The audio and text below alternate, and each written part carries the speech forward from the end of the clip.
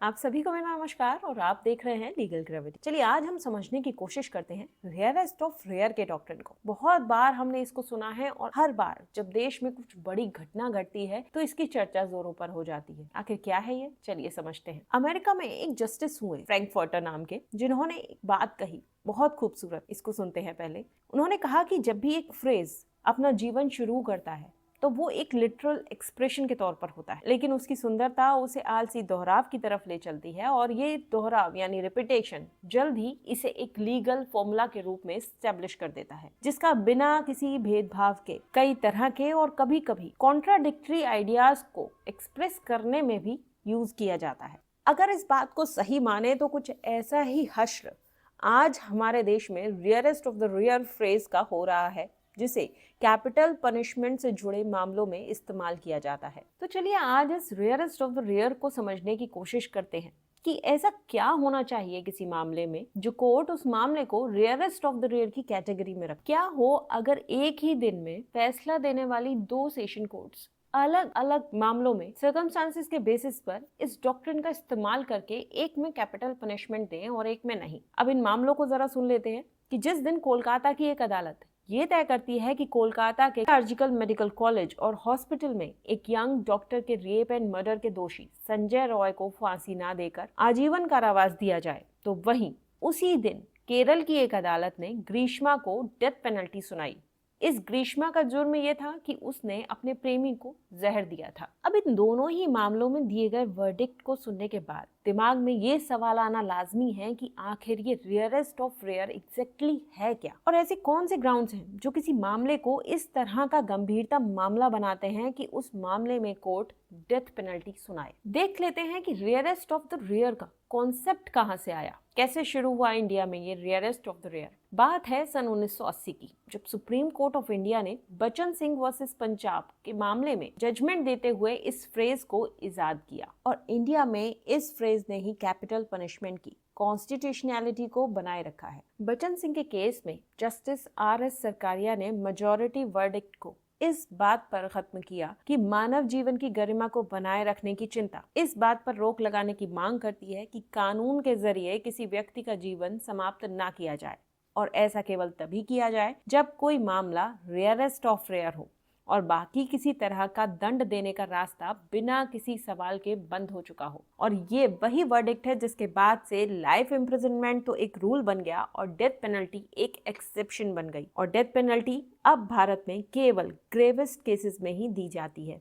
इस बात को हम कुछ ऐसे समझ सकते हैं जैसे अगर कोर्ट के पास लाइफ इम्प्रिजनमेंट और डेथ पेनल्टी दोनों में चॉइस है और कोर्ट उस केस के सर्कमस्टांसेस एंड फैक्ट्स के बेसिस पर यह पाता है कि लाइफ इम्प्रिजनमेंट उस एक्यूज्ड के लिए एक सफिशिएंट पनिशमेंट है, तो कोर्ट वहां पर लाइफ इम्प्रिजनमेंट को चूज करेगा, ना कि डेथ पेनल्टी को। और अगर केस के सर्कमस्टांसेस एंड फैक्ट्स के बेसिस पर कोर्ट ये पाता है कि लाइफ इम्प्रिजनमेंट जैसा पनिशमेंट उस एक्यूज्ड के लिए सफिशिएंट नहीं है, उसके क्राइम को देखते हुए, उसके ऑफेंस की ग्रेविटी को देखते हुए, तो वहां पर कोर्ट ये पाएगा कि यहाँ पर सारे रास्ते बंद है और कोई पनिशमेंट देने के, तो वहां पर कोर्ट डेथ पेनल्टी यानी कि कैपिटल पनिशमेंट उस एक्यूज के लिए देगा। तो अब इस लाइन का मतलब क्लियर है कि life imprisonment is the rule and the death penalty is the exception. अब देखिए बच्चन सिंह के केस में ये बात तो क्लियर हो गई थी कि कैपिटल पनिशमेंट के केसेस को रियरेस्ट ऑफ रेयर के बेसिस पर ही डिसाइड किया जाएगा, लेकिन बच्चन सिंह के मामले में इस बात को डिटेल में नहीं बताया गया कि रियरेस्ट ऑफ रेयर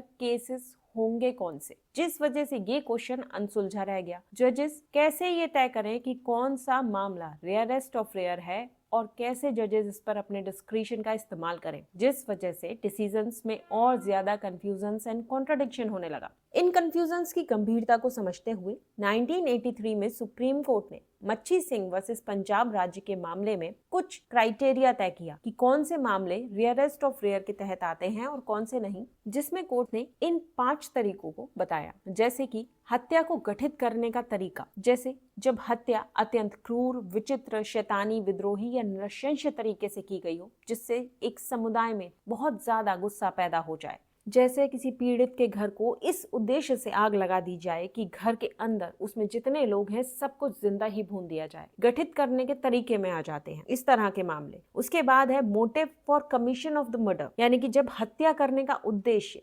भ्रष्टता और नीचता से भरा हुआ हो, जैसे किराए के खूनी द्वारा कुछ पैसों के लिए किसी को मार डालना, किसी संपत्ति पर कब्जा पाने के लिए किसी को मार डालना, तो ये सारे केसेस भी इस कैटेगरी में फॉल करेंगे।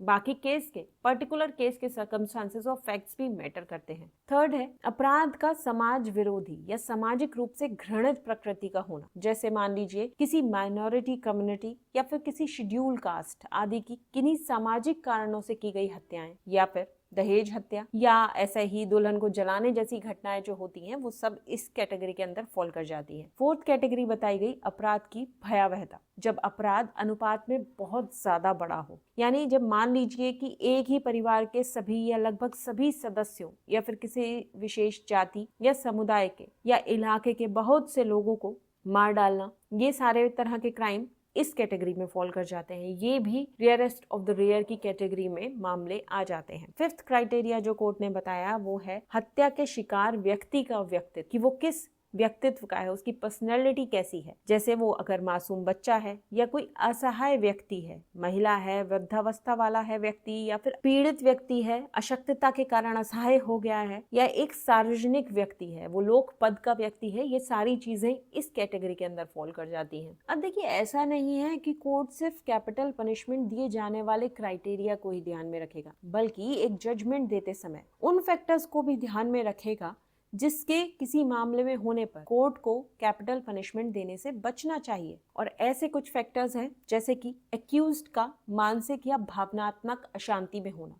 अगर अपराधी किसी मेंटल या फिर इमोशनल स्ट्रेस में आकर क्राइम कर रहा है तो यहाँ डेथ पेनल्टी देने से कोर्ट को बचना चाहिए। इसके अलावा है एक्यूज्ड की एज, ऐसे ही एज भी मैटर करती है। ये भी देखना चाहिए कि ऑफेंडर किस एज का है, क्या ज्यादा छोटा है या फिर ज्यादा उम्र दराज है, समाज के लिए वो किस लेवल का खतरा पैदा करता है। अगर वो ज्यादा बड़ा खतरा पैदा नहीं कर रहा है तो उसे मृत्यु दंड देना जरूरी नहीं होता है। सुधार की संभावना कितनी है ना, इस पर भी कोर्ट को ध्यान देना चाहिए। नेक्स्ट है वो किसके प्रभाव में कार्य कर रहा है। एक बहुत बड़ा फैक्टर है कि फैसला सुनाते समय ये देखा जाना चाहिए कि अपराधी किसी और के डायरेक्शंस पर तो काम नहीं कर रहा, या उसके पास उस अपराध को करने का कोई नैतिक औचित्य था या नहीं। इसके अलावा मानसिक क्षीणता, ये भी एक बहुत बड़ा फैक्टर है। किसी मानसिक बीमारी से अपराधी अगर ग्रस्त है जिसके कारण वो अपराधी अपने द्वारा किए गए काम की आपराधिक प्रवृत्ति को ही नहीं पहचान पा रहा है तो ये उसकी डेथ पेनल्टी को कम करने का एक फैक्टर है। अब देखिए इतने सब डिस्कशन के बाद ये बात तो साफ है कि इंडिया में किसी मामले में कैपिटल पनिशमेंट दिया जाना रेयरेस्ट ऑफ रेयर के डॉक्ट्रिन पर ही डिपेंड करता है, और कैपिटल पनिशमेंट हमारे यहाँ का सबसे मैक्सिमम पनिशमेंट है और साथ में ऑप्शनल भी है। अब ये तय करना कि कोई व्यक्ति मृत्युदंड का हकदार है या नहीं, इस बात के लिए बहुत सी बातों को ध्यान में रखा जाता है, जैसे कि खतरनाक तरीके से किए गए अपराध की कल्पेबिलिटी कितनी है। इसके साथ ही ये भी देखा जाता है कि व्यक्तिगत विशेषताएं, परिस्थितियां कैसी थीं जब अपराध किया गया, और साथ में ग्रेविटी ऑफ द ऑफेंस को भी ध्यान में रखा जाता है। और केवल रेयरेस्ट ऑफ रेयर यानी गंभीरतम मामलों में ही हत्या के दोषियों को मृत्युदंड दिया जाता है। हमारे जो पीनल लॉज हैं, आपने ये ध्यान दिया होगा, इवन जो 2023 में भी इनेक्टेड लॉज हैं उनमें भी कहीं ये बात एक्सप्लेन नहीं की गई है कि रेयरेस्ट ऑफ रेयर क्या है। अब ये पूरी तरह से पर्टिकुलर केस के फैक्ट्स एंड सर्कमस्टांसेस पर ही डिपेंड करता है, और इन बातों को तय करना कि कोई मामला अपने फैक्ट्स एंड सर्कमस्टांसेस के बेसिस पर रेयरेस्ट ऑफ रेयर है या नहीं, पूरी तरह से किसका काम है? कोर्ट्स का काम है। और अगर दूसरे शब्दों में इस बात को कहें तो ये तय करना कि रेयरेस्ट ऑफ रेयर मैटर कौन से हैं, कोर्ट के पास इस बात की डिस्क्रिशनरी पावर है। तो उम्मीद है आज का ये सेशन आप सभी को पसंद आया होगा और हेल्पफुल लगा होगा। अगर ये वीडियो आपकी कहीं ना कहीं हेल्प करता है तो प्लीज इसकी जानकारी हमें कमेंट सेक्शन में जरूर दें। वीडियो पसंद आया हो तो लाइक करें और शेयर करें अपने दोस्तों के साथ जिनको इसकी जरूरत है, और अगर इतना कर ही लिया है तो चैनल को सब्सक्राइब करना ना भूलें। तो फिर मिलते हैं अगले वीडियो में एक नया टॉपिक लेकर, तब तक बने रहिए लीगल ग्रेविटी के साथ। नमस्कार।